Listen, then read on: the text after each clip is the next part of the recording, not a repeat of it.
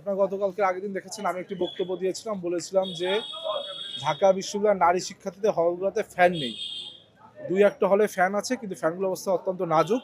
কিন্তু আমাদের ডাকসু যে ভবন, যেখানে ডাকসু নেতৃবৃন্দ বসেন, সেখানে ফ্যান ছিল আগে থেকেই। এমনকি আমি বলেছি আমাদের যে সেন্ট্রাল মসজিদ, সেখানেও ফ্যান ছিল। কিন্তু আমরা দেখছি আমাদের শিক্ষার্থীদের যে নেসেসিটি, মেয়েদের হলগুলোতে ফ্যান ব্যবস্থা না করে, যেখানে ফ্যান ছিল ডাকসু ভবন কিংবা মসজিদে, সেখানে তো ফ্যান ছিল, সেখানে এসি লাগিয়ে এই ডাকসু নেতৃবৃন্দ একটি বাহবা নিতে চাচ্ছে। আমি বলেছি যে মসজিদে যে এসি লাগানো, এটাকে আমরাও স্বাগতম জানাই বা সাধুবাদ জানাই, কিন্তু আগে আমার কোনটা প্রয়োজন? যেখানে ফ্যান ছিল সেখানে ফ্যান এসি লাগানো, নাকি যেখানে ফ্যান ব্যবস্থা ছিল না সেখানে ফ্যান লাগানো? আমি এই কথাটি বলেছি। কিন্তু আমি দেখলাম আমার বক্তব্যের পরে জামাত শিবিরের একটি অংশ তারা মিথ্যা ভুয়া ফটোকার্ড দিয়ে খালি মসজিদকে কেন্দ্র করে আমি বক্তব্য দিয়েছি, এই ধরনের একটি বক্তব্য তারা প্রচার করছে। আপনারা দেখবেন যে গতকালকে রোকে হলে একজন নারী শিক্ষার্থীর মাথায় একটি ফ্যান ভেঙে পড়েছে। আমি কিন্তু এই কথাগুলোই তুলে ধরেছিলাম।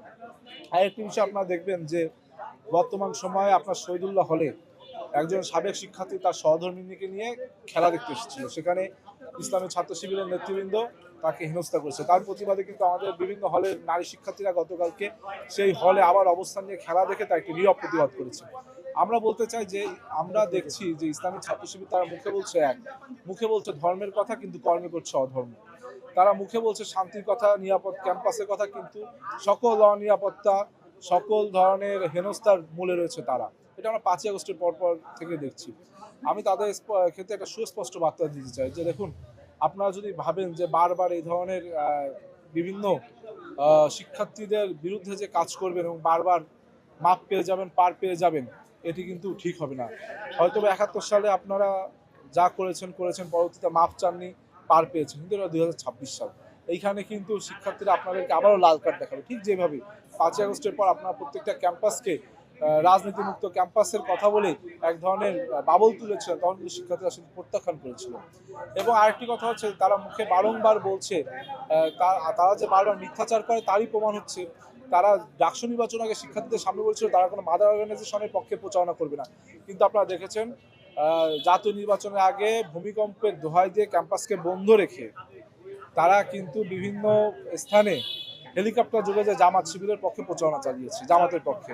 আর তা থেকে বড় কথা, গতকাল রাতে দেখলাম সাদিক কায়েম তিনি একটি স্ট্যাটাস দিলেন আদ্দিন হসপিটালের পক্ষে।